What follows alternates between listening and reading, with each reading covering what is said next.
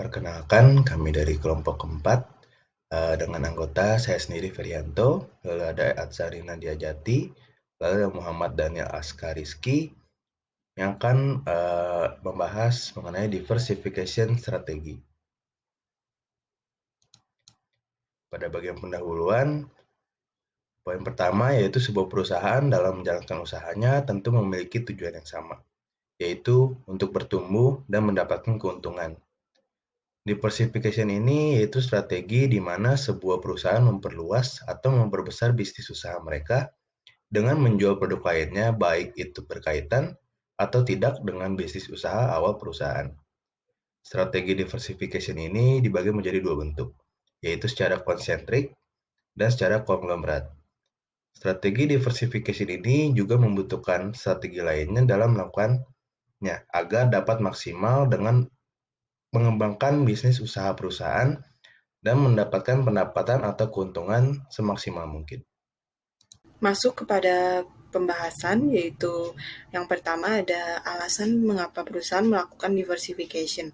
Yang pertama itu ada alasan karena adanya economies of scale, di mana economies of scale itu adalah konsep yang menggambarkan kondisi produksi per unit lebih hemat pada saat terjadi peningkatan volume produksi, sehingga produksi akan lebih efisien. Dan yang kedua itu terjadi economies of scope, di mana economies of scope merupakan konsep pengurangan biaya produksi ketika suatu perusahaan memproduksi dua atau lebih produk yang berbeda menggunakan satu input yang sama, sehingga menghasilkan variasi produk yang berbeda.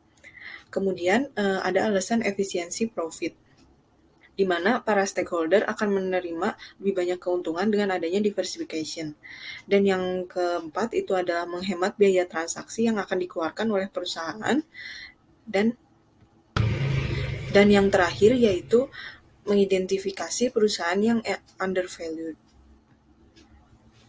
Selanjutnya, dalam melakukan diversification, perusahaan dapat melalui berbagai cara. Yang pertama itu dapat dengan cara mengembangkan jalur bisnis baru atau membuka suatu bisnis baru yang tidak terkait dengan bisnis utamanya, atau yang kedua membuka bisnis baru melalui joint venture dengan perusahaan lain. Kemudian yang terakhir itu ada mengakuisisi perusahaan lain yang tidak terkait dengan bisnis utama mereka. Masuk kepada pembahasan selanjutnya, yaitu contoh dari diversification. Yang pertama yaitu contoh dari diversification konsentrik, di mana pengembangan bisnis dilakukan secara sejenis atau masih berkaitan. Yang kami mengambil contoh yaitu dari Indomie, di mana Indomie dari produk mie instan ini mengembangkan menjadi produk premium collection, dan yang kedua itu dalam bentuk pop mie atau mie dalam kemasan cup. Indomie mengembangkan premium collection untuk menjangkau target pasar yang dari kalangan menengah ke atas. Dan Indomie menyajikan dalam bentuk pop mie dengan penyajian yang berbeda, namun kedua produk ini masih diolah dari bahan baku dan pabrik yang sama dengan Indomie mie instan. Selanjutnya yang kedua yaitu diversification konglomerat, di mana bisnis dilakukan pengembangan secara tidak terkait atau tidak sejenis. Kami mengambil contoh yaitu Indomaret yang merupakan bisnis retail atau pertokoan, di mana Indomaret mengembangkan bisnisnya menjadi sebuah coffee shop atau usaha kuliner dengan nama Point Cafe, di mana Point Cafe sendiri menjual berbagai minuman, salah satunya kopi dan juga minuman yang umumnya berada di kafe-kafe.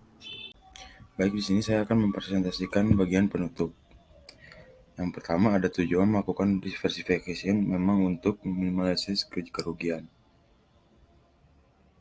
Yang kedua, berikut ini adalah kelebihan dari melakukan diversification yang nantinya menjadi pertimbangan perusahaan dalam mengembangkan bisnis, yaitu cara lain dari yang pertama ada diversification dapat meningkatkan pendapatan bisnis seperti mendapatkan profit yang optimal.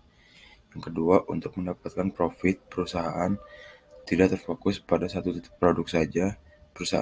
Yang ketiga, perusahaan mampu memenuhi kebutuhan konsumen. Yang keempat adalah nilai produk akan bertambah karena adanya perluasan market. Kesimpulannya adalah diversification adalah cara yang dilakukan perusahaan untuk meningkatkan keunggulan produk dalam bersaing dengan kompetitor.